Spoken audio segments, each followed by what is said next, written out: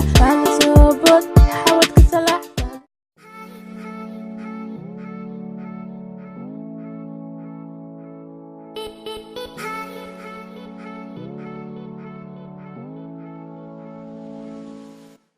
السلام عليكم جايز ولكن ودن بحر ودن له سو دوادا فضلا هدي aad ku cusubtaa channelkayga subscribe saar hadii aad hore u saartay mahadsanid magacaygu wadani baxar halkaad iga daawanaysidna waa Mojis TV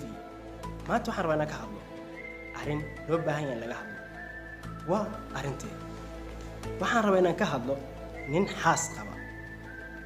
misana naag kale korkeeda taabanay ujeedkaygu wuxuu yahay qof xaas leh waa ka mamnuuc naag kale ama gabar kale korkeeda inuu taabto sababtoo ah xaaskiisa qalbigeeda aad ay u xanuunayaan kaba soo gudub xaaski dhaqan ahaan inaad gabar Soomaaliyeed korkeeda taabatid ma u fiicna laakiin si fiidiyogan ila daawada si aan dadku wax u fahansiiyo idinku maasan siday noqotay iskuday hada sheekadeenu sahal ma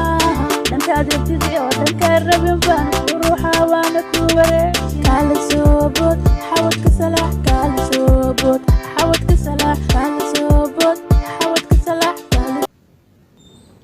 laabti salax hees ahaan u aragnay leef ahaan u sameynaysaa ficil ahaan wiilkii heesta la sameynay la duubayay ma uusan sameynay waxaan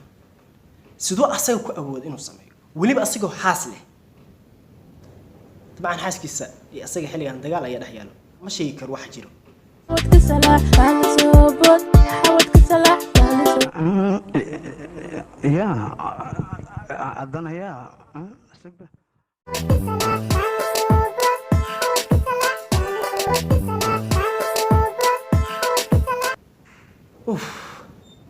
social media haddii aad magac ku yeelatid ma aha waxaad u naasmaystid waxaan nigula dardaarmayaa qof walba oo magac leh iyo qof walba oo magac lahayn jirkiina ilaashada